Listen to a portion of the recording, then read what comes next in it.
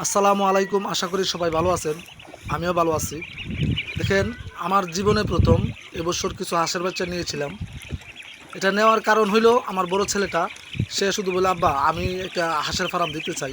আমিও মনে মনে ভাবলাম যেহেতু পড়ালেখা ছেড়ে দিছে তাহলে একটা কাজে লাগাই, কারণ আমি অনেক চেষ্টা করছি আমার এই ছেলেটাকে পড়ালেখা করানোর জন্য, কিন্তু সে পড়বে না, একদম পড়বে না। আমি একটা হাঁসের ফার্ম দিতে চাই। তখন আমি এর বললাম যে আমার জীবনে তো এরকম কোনো অভিজ্ঞতা নাই, কোনো দিন আমি হাঁস পালন করি নাই। তারপরে মনে করলাম আমার ছেলেটা যেহেতু এরকমভাবে বলতেছে, আচ্ছা কিছু হাঁসের বাচ্চা এরা কিনে এনে দেই। তখন আমি একদিন হাঁসের বাচ্চার খামারে চলে গেলাম অনেক দূরে। ওইখান থেকে জিরো বাচ্চা নাই না, আমি 9 দিনের বাচ্চা এগুলি আনছিলাম, এখন 22 দিন বয়স। গতকালকে প্রথম যে ভ্যাকসিনটা এটা করলাম, এটাকে বলে ডাক প্লে। অভিজ্ঞতা না থাকা সত্ত্বেও কিন্তু আমার ছেলেটার চাপে হাঁসগুলি কিনতে হয়েছে। তবে দোয়া করবেন যেন আমার ছেলেটার এই খামারটা আল্লাহ ভালো রাখে। আর লাভ লস তো একটা আছে এই ব্যবসার মধ্যে।